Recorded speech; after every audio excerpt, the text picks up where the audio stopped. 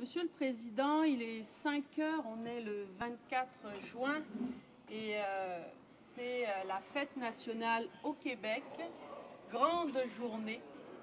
Je suis un petit peu désolée qu'on n'a pas pu avoir, disons, l'unanimité pour ajourner cette chambre-là, pour qu'on puisse fêter avec les Québécoises et les Québécois. Mais ceci étant, je tiens quand même à prendre la parole et souhaiter une bonne fête nationale à tout le Québec et à tous les députés du Québec qui sont présents en cette chambre.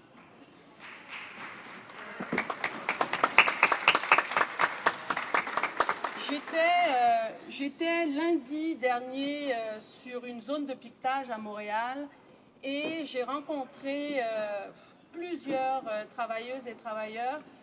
Et ils étaient, je peux vous le dire, Monsieur le Président, très en colère, déçus, indignés. D'ailleurs, ils m'ont donné cette belle casquette, Monsieur le Président. Ils voulaient que je vous la montre. Je ne sais pas si vous me regardez, Monsieur le Président. Monsieur le Président, ils m'ont donné cette belle casquette pour vous la montrer. I'll have to ask the honourable member to remove the. Il me faut demander à la députée d'enlever cet article. On ne peut pas se déguiser ainsi à la Chambre. J'ai entendu le mot déguisement. Je ne dirais pas que c'est un déguisement, mais bon, peut-être que la traduction n'est pas la même. Ceci étant dit, Monsieur le Président, n'oubliez pas qu'en cette Chambre, il y a plusieurs députés qui ont des couvre-chefs. C'est aussi un couvre-chef, hein. Donc, ils m'ont donné cette casquette et ils m'ont parlé, ils m'ont aussi donné ce T-shirt-là où vous voyez, c'est marqué « La lutte continue hein ». Et je peux vous dire, Monsieur le Président, que ces personnes-là sont indignées, Monsieur le Président, parce qu'ils ne se sentent pas respectés dans ce qui se passe aujourd'hui. Et je vous dirais, Monsieur le Président, cela ne va pas aider pour la suite des choses, ça ne va pas aider à améliorer les relations de travail, et ils me l'ont dit.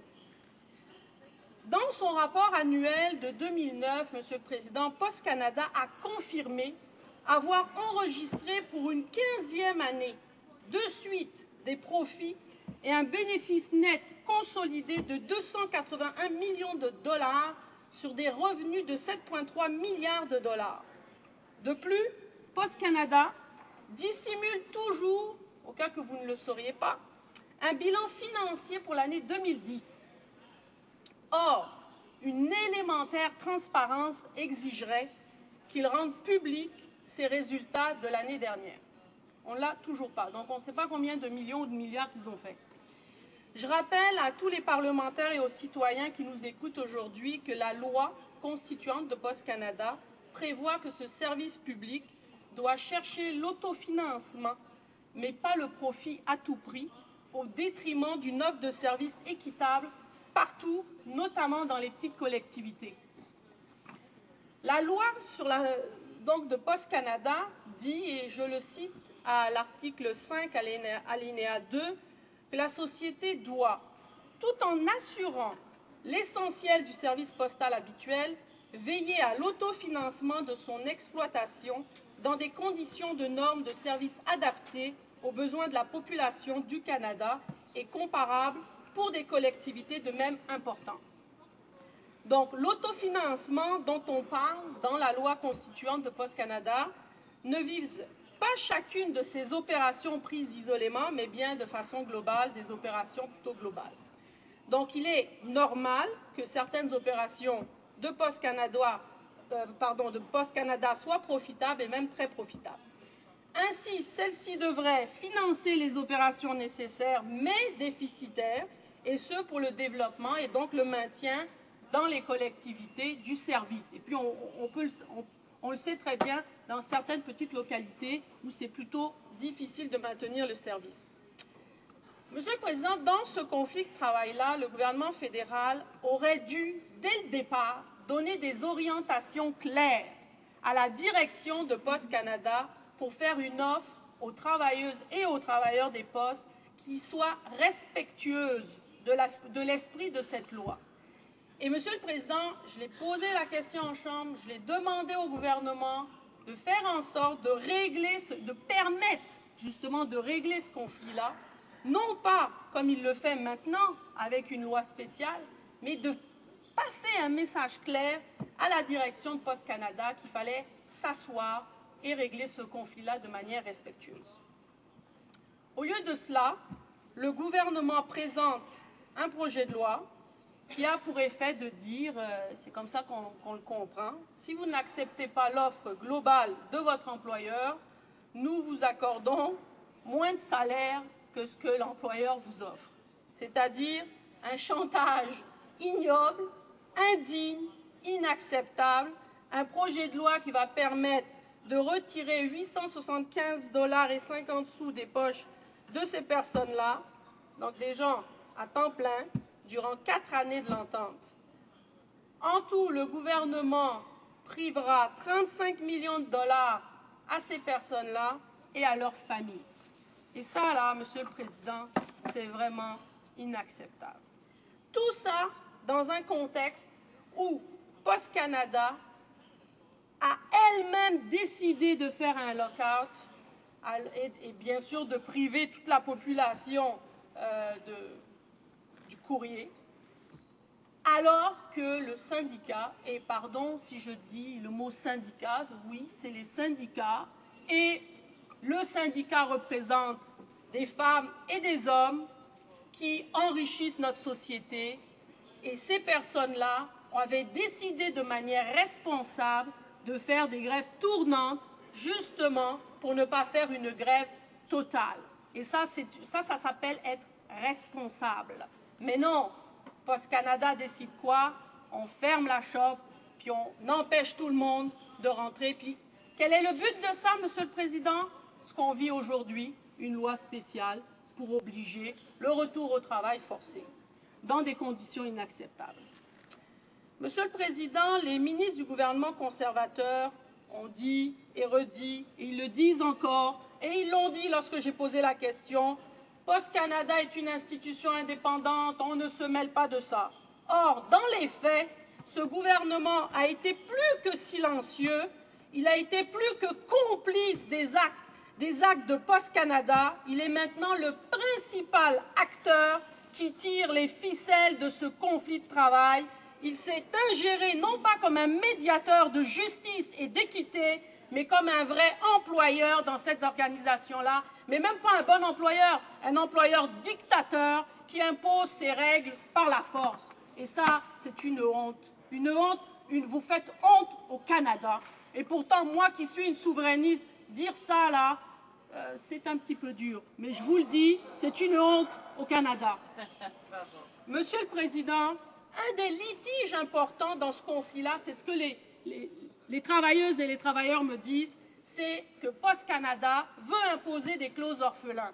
Par conséquent, les salaires, les avantages sociaux des nouveaux employés, notamment leurs fonds de pension, leur régime de vacances, seront assujettis à des clauses de disparité de traitement qu'on appelle communément clauses orphelins. Donc ça veut dire, si maintenant, à partir du moment où ces clauses-là sont imposées, toutes les nouvelles personnes qui vont rentrer n'auront pas les mêmes salaires que ceux qui avaient été embauchés antérieurement quand ils commençaient. Les mêmes salaires, les mêmes avantages sociaux. Et ça crée quoi? Ça crée deux classes de travailleuses et de travailleurs dans la même institution, ce qui est inacceptable.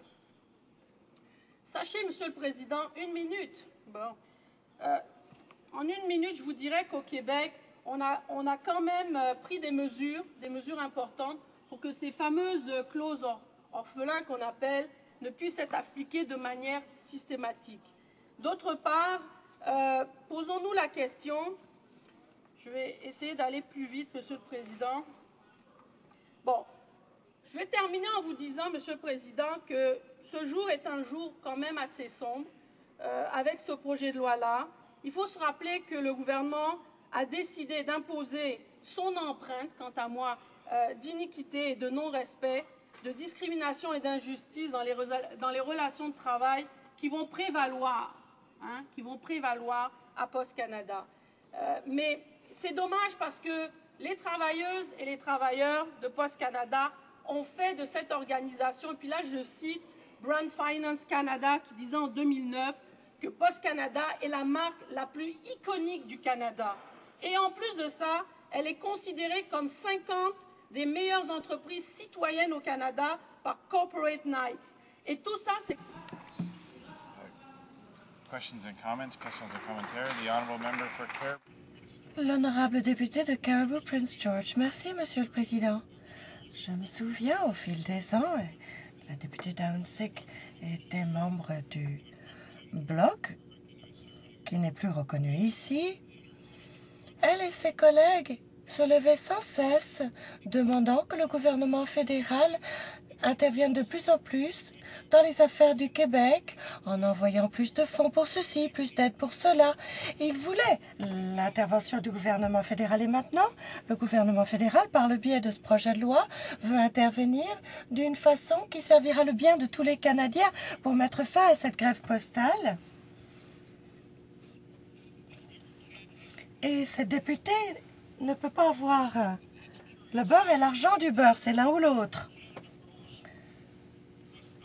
Elle dit que Post Canada doit déverrouiller les portes. Eh bien, j'aimerais lui demander, si Post Canada déverrouillait les portes demain, est-ce que les travailleurs des postes reprendraient la livraison exhaustive du courrier sans grève tournante en retournant à la table de négociation en promettant de ne plus faire de grève tournante en attendant une entente? Est-ce que le syndicat des postiers a dit qu'il ferait cela?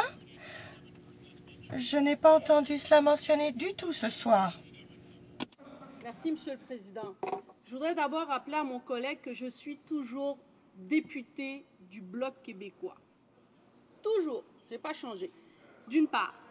D'autre part, j'aimerais rappeler à mon député, à mon collègue, s'il vous plaît, que depuis des années que le Bloc québécois est là, s'est toujours battu contre les intrusions du fédéral dans les champs de compétences provinciales. Donc, quand il me dit qu'on s'est levé plus d'une fois pour demander que le gouvernement fédéral intervienne, je vous avoue, Monsieur le Président, je ne sais vraiment pas de quoi il parle. Par contre, ce qu'on demande, c'est que le gouvernement fédéral donne son dû au Québec, que ce soit le 2,2 milliards qu'on a demandé et qu'on a eu, puis bravo, c'est une victoire, que ce soit le fait de pouvoir aussi travailler en français dans les institutions fédérales au Québec, on continue d'en demander, puis on va continuer à en demander.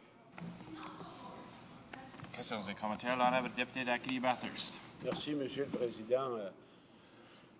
La question du collègue conservateur concernant est-ce que, puis à la collègue du Bloc québécois, est-ce que les travailleurs de Post Canada seraient prêts à retourner au travail et pas de grève rotative, délivrer la poste, c'est ça qui était sa question, et négocier une convention collective. Est-ce que la députée, Monsieur le Président, en travers de vous, Monsieur le Président, est-ce que ça rappelle que j'ai posé une question dans la Chambre des communes la semaine dernière où que je demandais à la ministre du Travail que le syndicat avait demandé ça à une condition.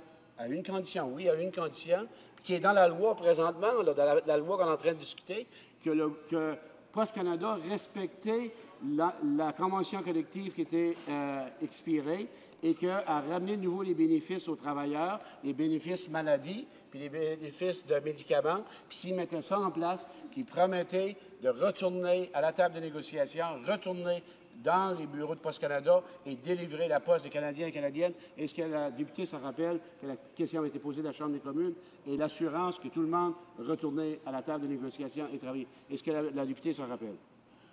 L'honorable député de Ahuntsic.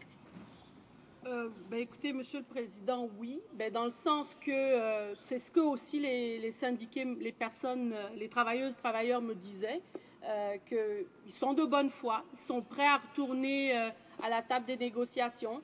Ils veulent que l'ancienne convention prévale, jusqu'une nouvelle négociation soit faite. Mais malheureusement, ce qu'eux ont eu, je vais le dire comme ça, devant la face, c'est le gouvernement qui a profité de l'occasion que Post Canada a mis un lock-out. Ils ont décidé de déposer la loi spéciale. Donc, eux autres, ils se sentent insultés dans tout ça parce qu'ils étaient de bonne foi. Le fait de décider de faire des grèves tournantes, C'est un droit, c'est légitime. On a le droit de faire la grève, on a le droit de faire des grèves tournantes. Mais vous avez attendu, Monsieur le Président, ils ont attendu que Post Canada fasse le lockout pour justement faire ce qu'ils sont en train de faire aujourd'hui. Reprise du débat, resuming debate, l'honorable député de Beauport-les-Milieux.